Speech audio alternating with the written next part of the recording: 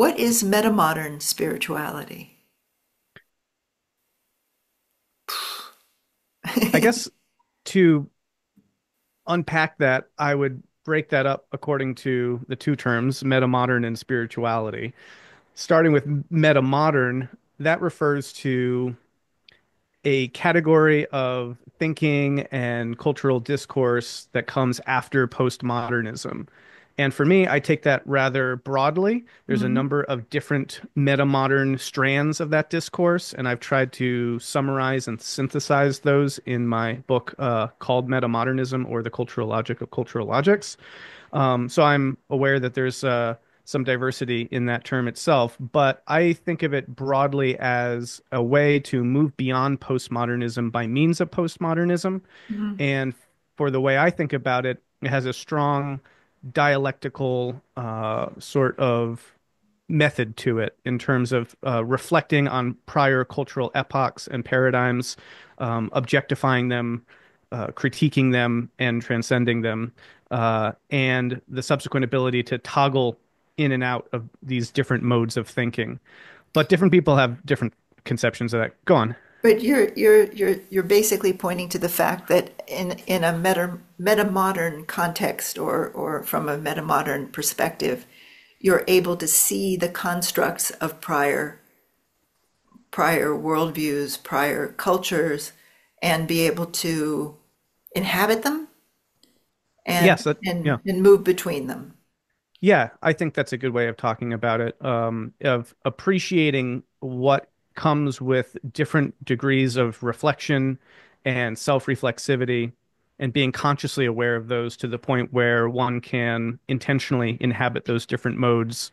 Um, that would be a kind of broadly general a take to the idea. Um, but at the same time, that does allow a kind of progression to take place so that we're not just changing, we're moving forward, and we can keep track of how we're moving forward by the degree to which we're able to reflect on what's come before and be able to toggle relative to those different modes of thought. Okay, great. And spirituality then. Yeah, spirituality is also a rather broad term, and let's see how I would define that. I tend to use the word spirituality as opposed to religion largely for connotative reasons and some of the baggage that's associated with these terms. But at the same time, I'm not myself entirely uncomfortable with a word like religion. I would say generally, spirituality to me gets at ways of connecting ourselves to the rest of the cosmos in a way that we feel homed in it. Mhm. And that provides us a sense of meaning, orientation, normative value. And the word spirituality for me tends to suggest that from a particularly kind of non-dogmatic sort of mode. Mhm. In culture, the word spirituality is often contrasted with religion to emphasize more of the personal and individual aspects of meaning making. Though I'm also fond of Layman Pascal's distinction that he makes between spirituality and religion, as spirituality being the integrative aspects that the individual does to bring together and harmonize their different subsystems, Mhm. and to see religion as the sort of sociological analog of that, that Mhm. that's what religion does collectively when it's really working well, is harmonizing the various subsystems at a collective level. And so I think spirituality and religion are very comparable in that sense, but I tend to lean on the language of spirituality because I think that's a lot more of a accessible place for people to enter into notions of meaning making and sort of holistic sense making Mm. in a kind of symbolic and comprehensive sense. Mm. Great. And my from your distinction, there's also seems to be a distinction between something that is more individually oriented and something that is collective, which is kind of implicit in what Layman Pascal is saying, Yeah. and institutionalized. That there's a difference between the practices or the spirituality that I might practice or engage with and religious practice, which is usually done in community. Yeah, and I think this point could be dug into a little bit and sort of more fully parsed and analyzed in a meaningful way, but we don't have to get into that. I just want to note that institutionalization can be a good or a bad thing. It will often Hmm. land for folks as a bad thing, as a negative thing, something that tends towards ossification and dogmatism. And certainly that's true to some extent, but also to the degree that wisdom is transmitted intergenerationally successfully, we need institutions to be part of that. And so there is a Absolutely. version of sort of salutary, healthful, necessary religion and institutionalization of spirituality. And in many ways, my work is trying to help facilitate that process Mhm. for postmodern forms of spirituality. Great. And uh, how do you emergentism is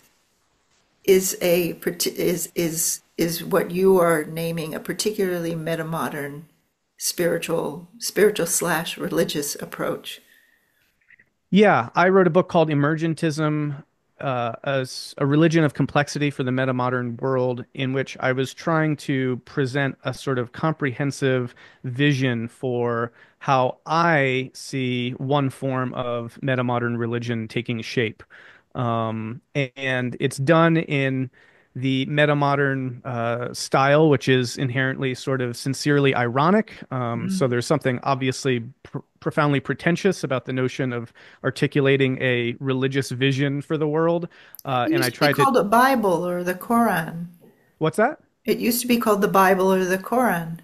Sure. I mean, at the same time, going back to the idea of the metamodern ability to toggle and see the different ways of meaning making, more traditional forms of approaching religion were, I would say, arguably fully earnest and lacked a kind of ironic self-awareness about the grandiosity of their scope and plans. And that often tended to lead towards those pathological effects of kind of mm, the grand narratives taking over everything, imperializing everything, and leading to various forms of subjugation and marginalization. Some of the things that we're now trying to move beyond, critique, objectify, and transcend. And so, trying to do religion today, to me, seems to necessarily be about maintaining an awareness, a kind of self-awareness or reflective awareness about failed strategies of the past, including various kinds of grand narratives that go into modernity and which postmodernism critiques. So, a meta-modern approach to religion needs to be able to cognize the potential failure modes of religion and sort of fold them into its approach to that issue. And so I think something like sincere irony helps us be able to do that by giving us enough sort of ironic distance and self-awareness relative to the project, but also maintaining enough of that sincerity and earnestness to acknowledge that these things are necessary and important, and that we're all essentially called to do our best with all the limitations and constraints that we face to make the world better. And I think that to the degree religion is about a symphonic, holistic harmonization of society's parts into an emergent whole, that is necessary, and it is work that needs to be done, but it has to be done thoughtfully, reflectively, and self-aware to its own, again, potential failure modes. So I was trying to do some of that in that book. Great. So you just articulated what one could perceive as a practice of Yes. of of contemplation, engagement, that because I guess I mean part of what we're looking at and for is so in the times that we're in now, which is a kind of, to be technical, a mess. How do we, what kind of transformation through practice is needed in order to be able to inhabit or to contribute to making things better, as Yeah. you were saying? Well, I think you're right to point out that this sort of project is itself a religious practice. That's how I see it anyway. And I talk about the need for metamodern mythopoeia or myth making, which has always been key, a central component of my work. And I think that that springs from a recognition that in our current moment of crisis, we have seen the breakdown of mm, historical sense-making structures, religious structures, and grand narratives in a way that I think compels us to rethink how we might fulfill those functions today, but in a way that won't be subject to the same critiques that caused them to be deconstructed in the first place. So that's another way of just saying that I think of metamodern spirituality and metamodern mythopoeia specifically as being a sort of reconstructive endeavor. It's a process, it's a spiritual endeavor, a spiritual activity that is a sort of vocational invitation to engage a articulation of how the world might be conceived. Now, I'm going to stop there. Let me try that again. Um, how would I express this?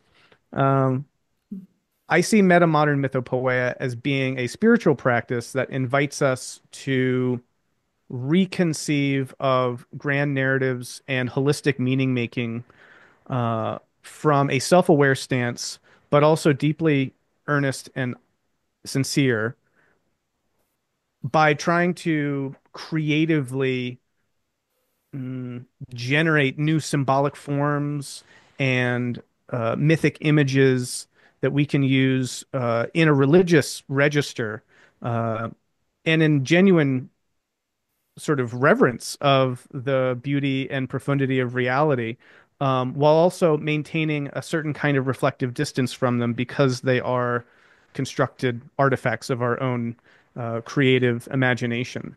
And so that's in some senses how I'm imagining metamodern mythopoeia, but it is part of a broader way of thinking about this particular moment as an evolutionary moment in history in which the divine and notions of the sacred are themselves undergoing a reconstruction. And I think when people recognize that this reconstructive effort has always been underway in history, but now it's happening at a moment when we are self-consciously aware of it, then I think people can see there's a kind of invitation to get involved in that process and participate in it consciously and attempt to, in a sense, be the artists and the poets of God going into this new epoch. And viewed from that lens, it's not just a matter of art or imagination. It's actually a rather almost prophetic calling to reimagine religion for the future. Great. You said it was vocational, meaning it's a calling. Mhm. And what is the nature of that call? Well, I think that that requires, like all kind of religious vocations, a commitment to something higher than yourself. Um, but to the degree that this is for a novel moment, it also requires moving out ahead of what has been into this unknown that we are facing and trying to render some of that chaos uh, into a complexity that is comprehensible and can help organize our meaning making going into the future.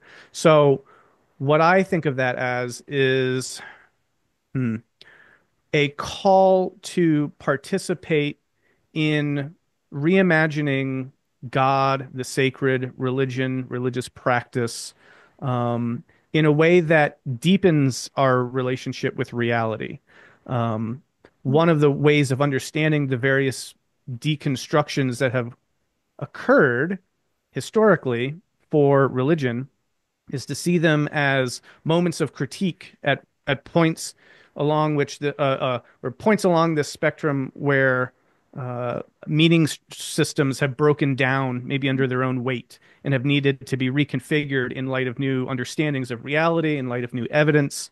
And I would argue that this has had the effect of continually deepening our relationship with reality, of bringing us into more of an optimal grip with reality, to use John Vervaeke's term. And so I see this vocation, this calling to reimagine religion for the 21st century, at least, if not beyond, is to actively commit ourselves to deep contemplative practice, to deep learning practice, and to deep transformational practice so that we can have a more empirically grounded and theoretically robust understanding of reality itself as the basis for our religious engagement in the world and with each other. Mm, So that would be how I would understand the vocational call. It's to the world, it's to humanity, and it's to the aspects of existence that also transcend our current understanding, which you can call the mystery, mm, perhaps with a capital M, mm, but there's something beyond us, you could say, that we are moving into and trying our best to organize into a coherent framework for optimal living and human flourishing and multi-species flourishing going forward. And I see that as a divine calling to the degree that as we move into that mystery further and as we open up and transform and transcend in a greater sense, that inevitably calls us to a more transcendent and encompassing and holistic um, approach to our lives and to those around us. mm, So I think that is a big part of the way that I conceive of the divine and the sacred. And so conceived, I think you can look at the whole history of religious constructions, deconstructions, and reconstructions as a form of a learning process that moves us greater in that direction. mm. Great, thank you. I want to go back and pick up this very metamodern sincerity with irony. Hmm. And I want to make a point about that and to lead into another question. So, it with perhaps a more postmodern slant, one can take on sincere irony as a kind of cool attitude. Mm. That's probably lighter on sincerity than it is on irony. Hmm. But the sincerity and irony that you're speaking about, I think that you're pointing to, is one that emerges from a deep, I'm going to use the word faith Mm. in life, or a deep love of life, which is where the sincerity comes from, and a humility, which is where the irony comes from. Mm. Hmm. And how, what practices does one engage with? You said you spoke about contemplation and so forth, but how are there specific practices that you feel are helpful in creating or creating that fertile ground in one's soul to be able to be both a lover of life and deeply humble about our the human nature and some of its not so nice characteristics. Yeah, I think for me, if I were to sum up my approach to all of this in terms of practices, I would return to the idea of learning. Um, when I talk about contemplation, I do think of it as a sort of reflection on reality that leads to increasing levels of comprehensiveness and integration that lead to greater insight. But when I talk about the sincerity and the irony of a metamodern sensibility, I think that that is also born out of the learning process. Um, and simply put, and as we were kind of gesturing at earlier, um, I think that that ironic sincerity emerges naturally once one has undergone a kind of disenchantment or disillusionment through a deconstructive process. Because when one looks at meaning in a sort of fully naive and earnest way, I think that that's what opens one up to um, the failure modes that we were discussing, and that those necessarily need to be critiqued and seen for their limitations, in large part because of the ways that they lead to negative outcomes and suffering of people. If you want to go back to more traditional modes of thinking and use that as an example, there are all sorts of ways that grand narratives and grand sacred histories and grand theological visions have the capacity to harm people and to limit their interaction with other groups of people, to see mutual understanding across groups, to um, limit people's notions of themselves relative to dogmatic ideas of sin and maybe total depravity, various theological visions of that nature that might give people meaning, but that might actually constrain them or keep their horizon of their worldview limited. And I think that the learning process is precisely what causes those worldviews to bump up against their limitations and break down under their own weight. And when that happens, they deconstruct.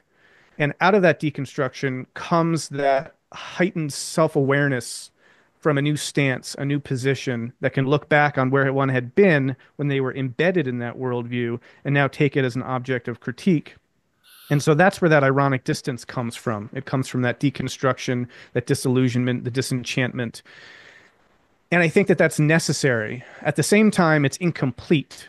And I think what we're then called to do is reconstruct out of the rubble of our disenchantment some more holistic, more complete way of seeing things that can take stock of the failures of our previous way of seeing and try to transcend them from our new position of ironic distance.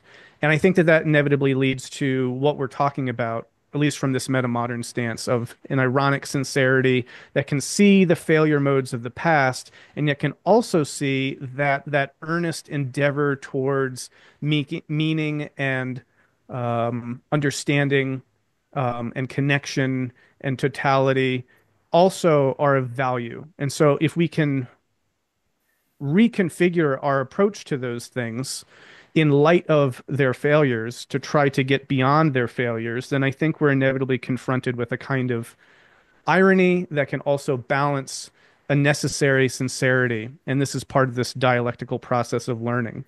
So for me, I conceive of spiritual practice very much in terms of learning, even though that often means that what we had been engaging in as a spiritual practice might be subject to deconstruction down the road. Mhm. Um, and so I would say that ultimately, yeah, that's how I would try to account for um, ironic sincerity as not just a kind of postmodern coolness that tries to get outside of ideology and have some kind of apathetic, relativistic, cool stance on everything, but instead it's the irony that comes from the recognition of the failure and the incompleteness and the partiality of all holistic modes of meaning making, coupled with the sincerity of trying to do them anyway in some new form, in some new register, in spite of the inevitable failure. And I think that this is a way of understanding metamodernism that cuts across the different strands of that discourse. You see it in the cultural studies work, you see it in the developmental modes, you see it in the philosophy of Storm and others. And this is, I think, a quintessentially metamodern sensibility arising out of the kind of historical necessities of our moment, grappling with postmodern awareness, but also grappling with the eternal, necessary human endeavor to make meaning and understanding and value at the core, at the center of their lives. So that's how I would try to account for all that. All right. Okay. Woo. Great. So what practices are useful in this, and is there's a way in which we're speaking of, well, we've talked a little bit about individual and collective. but maybe let's start with what practices are helpful in bringing this about. And Sure. because we're ultimately talking about what is the transformation that we're looking for, Hmm. that that that that will lead us into this unknown Yeah. unfolding. Yeah. And in some ways, it's how do we become, there's the thinking through and deconstructing the foundations of prior worldviews, whatever. But there's also the how do I become available to this emergence that is trying to happen. Yeah. There are a couple things there. Yeah. Yeah. So I do talk a little bit about this in my emergentism book in the praxis section, because once you see learning in some senses as the heart of all of these transformational practices, you can see them, you can see how that occurs at all levels of your own complexity stack. I'm a person, which means that I am, in a sense, made up of the material, the biological, the neuronal and the symbolic aspects of complexity that have been emerging over cosmic evolution. And there are ways in which all those aspects of my person are engaged in a kind of learning process, you could say. And I talk a little bit about that. And if people are interested about that framing of all this, they can check that out. But when conceived as a learning process, there's then a couple ways you could think about this, ranging from the more simple and the less complex all the way up to the more complex and the more profound. At the more kind of mundane level, this relates to all forms of learning and greater sense making that we're capable of. And particularly as humans, with our ability to process meaningful information at the level of, of symbols, this includes reading, it includes all the forms of gaining a better sense of the reality that we're a part of and what makes us up. And so there is that sense of learning that is actually directly related to all this. And I don't think is properly recognized as a spiritual practice as such in the way that it deserves to be. It tends to be seen as relevant and important in more philosophical approaches to wisdom and meaning in that sense. But I think in spiritual circles tends to be undervalued. So I want to make a case for that. That's But there are cool. other practices here that I think are also crucially important. At the individual level, meditation is a big role, as a big part of this, in the sense of trying to gain deeper awareness of who the perceiving individual is and trying to step back from the different constructions that have gone into that process that might have falsely led us to align our sense of identity with something that maybe we're not. So, a deepening meditation practice, I think, is a really crucial complement to a contemplative practice, and it's one that's been important for me. At the more collective level, I think that ritual construction and what I kind of call metamodern alchemy is also a really important part of this. And here we do this at Sky Meadow for our metamodern spirituality labs that we do, where people come together. And as part of our gatherings, we will construct a ritual together, a kind of opening ceremony of some sort that emerges collectively out of the group.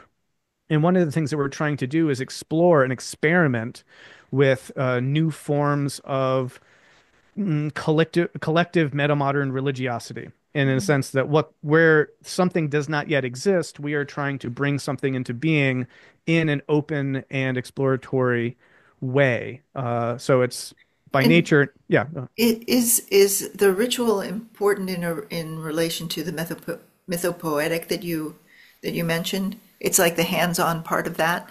exactly. Yeah, it's a way in which people can help contribute and participate in this emergent unfolding that we were talking about. And it gets at that kind of humility that you also named, which is an important component of this, because no one is stepping up saying, here's the ritual. Now I bestow to you the new way Mhm. of seeing the ultimate truth. It is instead an open-ended and experimental process in which people come together and try to collectively co-create something that will bring forth a kind of collective surplus cohesion out of the group. And so inherently gesture towards or call forth a kind of transcendence that isn't just sort of the production of a single person, but is a collectively instantiated phenomenon.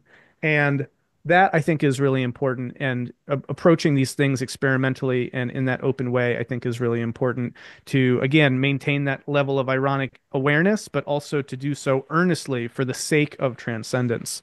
Um, and related to that is maybe a little bit more individualistic, but I think equally as important, which is the alchemical aspect of this, which is in lieu of the fact, or I should say, in light of the fact that the historical symbols and images from the legacy religions are, if not in need of some new reinterpretation, then maybe outright lacking efficacy for our current moment. We need people to engage in the creative act of summoning and engendering and uh, generally just bringing forth new images, symbols, frameworks, uh, ways of interacting with the sacred Mm. and helping to mediate into intimations of transcendence for the collective. And so this is a big part of my work, which I've written about in books like Building the Cathedral and other places. But I see this as being another vital aspect of sort of a metamodern religiosity of people individually taking up the call to reimagine religion for our period with creative and novel symbols that people can use to help speak to the reality such as we find it in 2024 and not necessarily 2024 BC, for Mm-mm. example. So those are just a number of ways that I think this kind of starts to form into a gestalt when you have people engaging in learning at all levels by learning more about their reality, by reading voraciously and trying to understand the science and the sociology and the psychology of our experience better, but also having phenomenological insight via meditation, trying to build up meta-theoretical models through contemplation and that sort of insight, and then coming together into collective groups to try to instantiate these things and embody them in real life, in real time, and give them sort of enfleshed form and a kind of creative, colorized version through art and through symbol and through performance. All of that starts to cohere, I think, into a very full religious life that is a very mixed but fruitful ecology of practices that coheres people together under sort of a sacred calling, and I think has the effect of potentially being able to elicit from humanity something bigger than what we've experienced in the past. And so has the effect of sort of calling out this new realization of the transcendent or the divine or the sacred at this higher level that needs to be engaged for the requisite complexity of the world that we live in today. That's awesome. Thanks. You just did your ecology of practices. There you have it. Yeah. Yeah, cool. Um, there was something that you said. I think I may lose it. Something about this being bigger than what has been done before. Hmm. That or what is called for is something that's bigger than has been done before. And is would you say that that is related to how to put it? In a sense, the metamodern religiosity that you're pointing to is not a sect, Mm. right? It's not sectarian. Hmm. It's not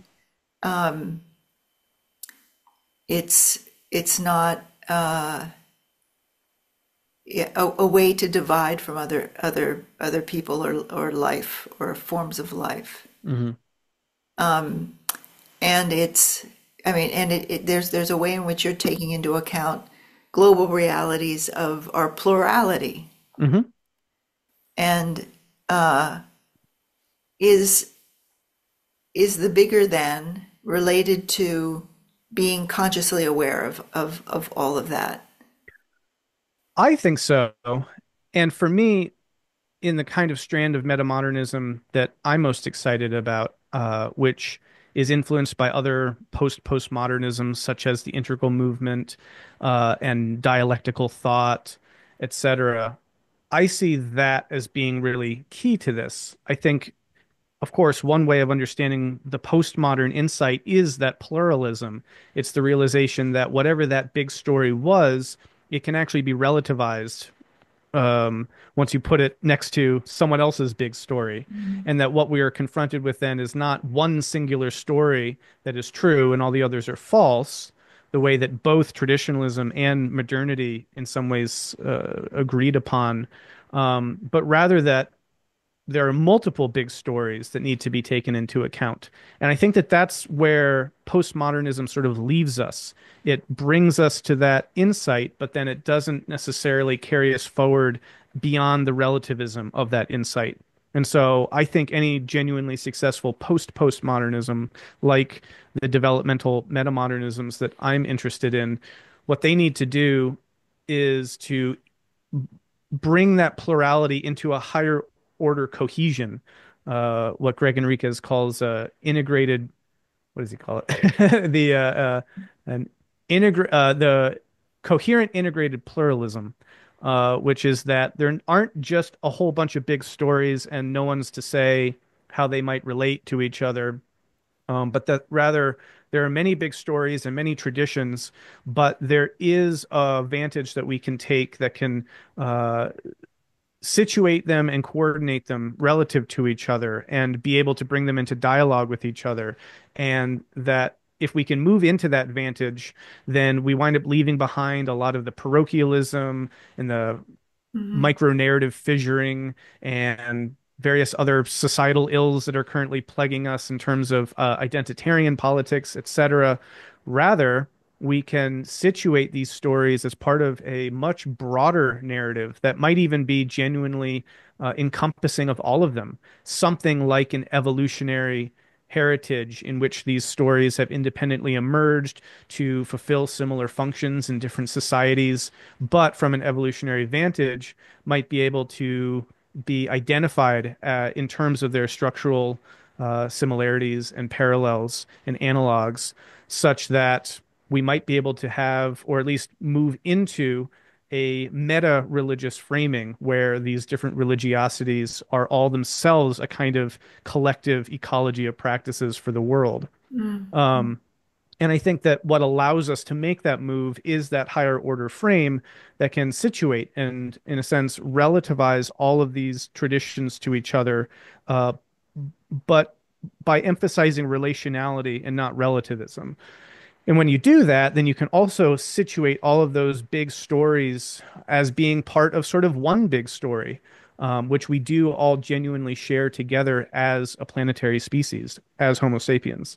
So And for those, that one big story is more or less this progression of the divine, or of the progression of our engagement with life in more and more what conscious or conscious ways. There's some way that you framed it before that I'm not quite repeating. yeah, I think that that big story is the ongoing unfolding of the sacred in the world as a developmental and participatory process that through engagement with how would I say this?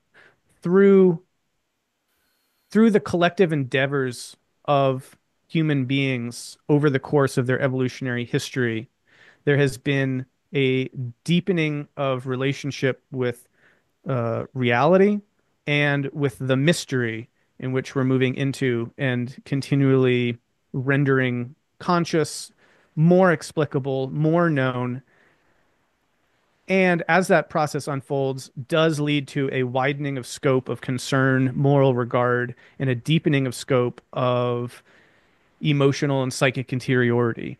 I Mm. think that that is a very profound vision that is not just very beautiful, but is also one that I find very compelling and convincing based on the uh, vast empirical grounds for um, for describing that, which various integrative approaches to the human sciences have been able to bring into relief. And yeah, I'd have more to say about that, but there's a lot to Yeah, no, that's great.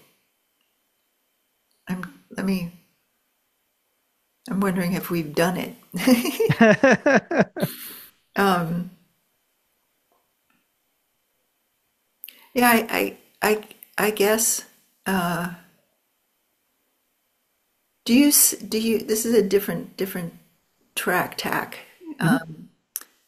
Do you sense uh, th- that there's a cultural movement, and I would the metamodern movement. You could, but it's a certain part of the metamodern movement that is that is motivated by a desire desire, but not at a trivial level, a desire at the level of existential need to to be able to collectively, individually and collectively, tap into that which we experience and call sacred. So yeah, Is that part of what is opening in metamodernity now, and what practices are helpful in making that happen? I think so. And I think actually that is a fairly general aspect of the metamodern sensibility shift. And what I mean by that is ideas like the sacred would have probably been approached in a postmodern context with an eye roll and a kind of sigh of banality because of the inherent cynicism, skepticism, and irony that that deconstructive mode brings with it. I think that a move out of that postmodern moment and paradigm into a metamodern one has universally been occasioned by a sort of return of positivity, of hopefulness, of earnestness, of trying, of a kind of qualified optimism of some sort, and a kind of sincere engagement with things that formerly were deemed passe. Uh, Mhm. and you see that again in cultural studies. You see that in the return of value in Storm's work. You see that certainly in the thrust of developmental metamodernism.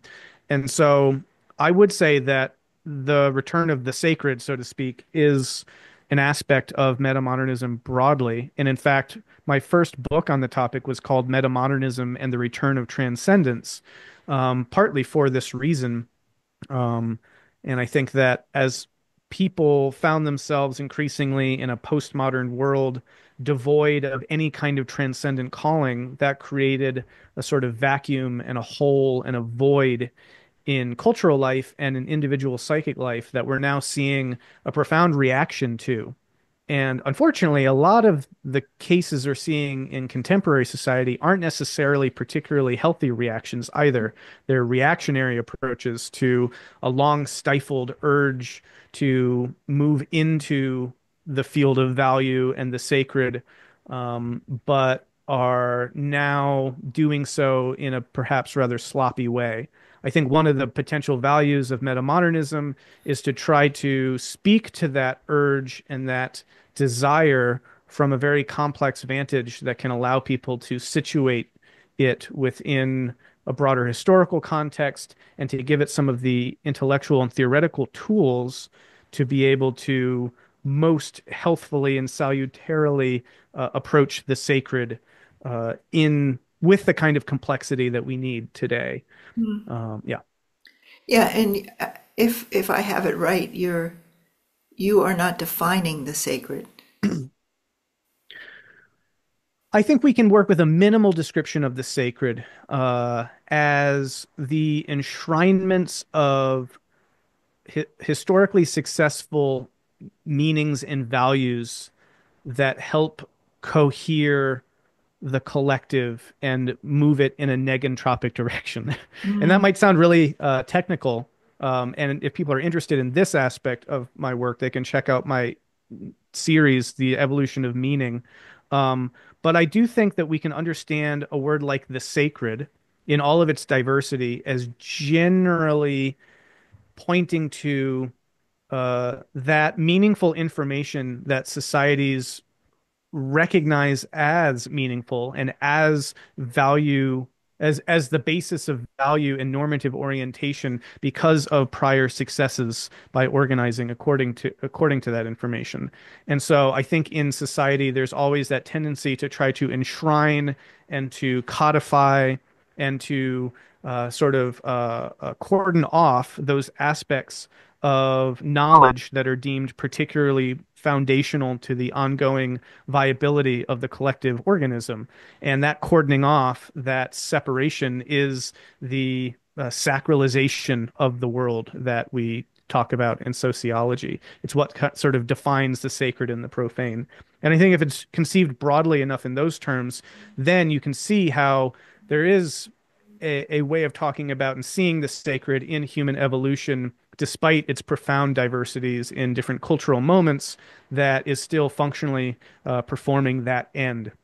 And so, with that in mind, I would also, to your previous question, add in a slight qualifier, which is that even though this metamodern moment might be seeing a quote unquote return of the sacred, I would argue that there's always some notion of a sacred, mm, even if it's only latent or implicit. mm. Even in postmodern deconstruction and cynicism and irony, there's an implicit and tacit sense of the sacred.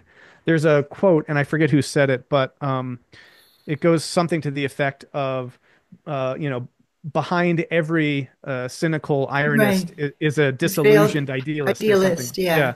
And I think that that's very true. And even looking at the darkest aspects of cynical postmodern culture, what you really see is an implicit critique that is ultimately in favor of very classic and enduring human values. When you see the irony of Jeff Koons or the dark cynicism of Fight Club, you see arguably an implicit recognition that this send up, this mockery, this satire is the negative image of something of genuine value. Hmm. I think what metamodernism tries to do is recognize that and then just invert it to negate that negation and say, well, what is the value that we're getting at here? Let's be honest about it. Let's be open. Let's be forthright about it. In that way, a lot of the valuations that we're doing aren't being done covertly. They're being very explicitly approached. And that allows us a more effective means of actually trying to make the world better by orienting us towards those values. But I would just say then, in all of that, there's always some notion of a sacred that people are working with. And I think to the degree that people have latched on to and found some value in the insights of Jordan Peterson, for example, it's probably because that's one aspect I think he does get very right, is this notion of a hierarchy of values that's always in the background, whether we own it or not. Arguably, when we don't own it, pathologies enter and shadow enters, et cetera. And again, Ken Wilber's work is great about pointing all that out. Um, but once we're able to see what the sacred is doing and how it's functioning and how we can broadly conceive of it, such that we can also recognize its different moments and transformations across human cultural evolution, I think we can then also get a better sense of what our next move is. And that's what I think this metamodern call to re-envision the sacred is largely about and why it's so kind of urgently needed. Mm, great, great. I think that for this session, I think Yeah. that You that sound like my therapist or something. For this session, we covered a lot here. So yeah, no, this is good. I think we covered a lot of ground there. yeah, and I think we get a good sense of the kind of it's cool. It's a kind of ongoing life practice as but the thing that's interesting to me is also is that it requires a kind of hunger. Mm, To live engaged, reading voraciously, being with others, and knocking these ideas around. Really, yeah, coming together and trying to do something collectively that hasn't been done. hmm That there's a kind of rawness or willingness to yeah to put oneself beyond oneself. hmm Well, and I think one needs an insatiable hunger for an infinite task, which is how I conceive of it. And it is also one of the meaningful differentiations of a kind of metamodern approach to this, to say modern or traditional approaches, which were much more about absolute meaning, absolute truth. Mm, I think when you can situate this story evolutionarily and recognize that this is an unfolding event that is always leading into the future and never, in a sense, fully consummated, at least in one's own lifetime, then there is a recognition of all of that as being so much bigger than oneself. And yet, everything that we can do to help forward that and advance that is profoundly meaningful. yeah, Which is why I use the metaphor of building the cathedral. It's a vast undertaking and collective enterprise that will take many, many generations. And all we can do with our lives is just our small part is to add some, brick Rick. here and there to the edifice. And I see that that really is the profound meaning, if we want to think about it that way, of our shared story as a species is building the temple that outlives us, that we are a part of. And I see conceiving of human life as a project of temple construction as a very profoundly meaningful one. And if we're in a meaning crisis, then I feel like that's a pretty good antidote and answer to that problem. So, yeah.